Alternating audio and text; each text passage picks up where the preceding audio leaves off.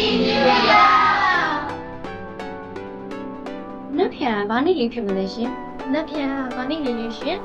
နက်ဖြန်ကနှစ်ဟောင်းကနေနှစ်သက်ကိုပြောင်းမယ်နေ့စစ်လေးပဲဖြစ်ပါတယ်ရှင်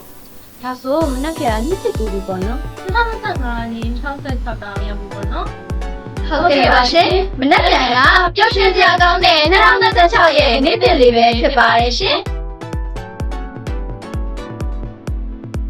အခုလိုမင်္ဂလာရှိလာတဲ့နေ့သစ်လေးမှာကျမတို့ရဲ့ညီမတွေကမင်္ဂလာပါလို့နှုတ်ခွန်းဆက်တာလေးရပါတယ်ရှင်2026ရဲ့နေ့သစ်လေးမှာမြမပြည်သူပြည်သားတွေအားလုံးဘေးရန်ကင်းကွာအေးချမ်းကြပါစေစီးပွားဥစ္စာဒီရဲ့အလားတိုးပွားကြပါစေလို့ကျမတို့ဤခေတ်အင်တာသူမှာစုမုံကောင်းတောင်းလိုက်ရပါတယ်ရှင်မကြခင်ကြောက်လာတော့မယ်2026နှစ်သစ်အကဒမီယာမှာကျွန်တော်တို့ရဲ့ဖွံ့ဖြိုးမိတ်ဆွေတကအများလုံးစိတ်ပါပါခြင်းကိုယ်ကြမ်းပါခြင်းဖြင့်ပြည့်စုံပါစေလို့ကျွန်တော်ကျမရဲ့ဤတင်ပြတာပါဆုမတောင်းတော့တယ်။ရော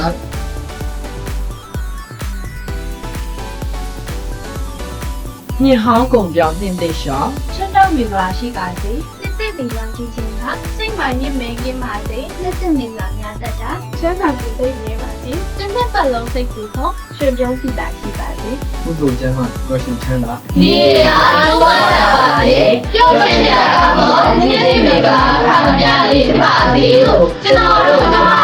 ဒီနေ့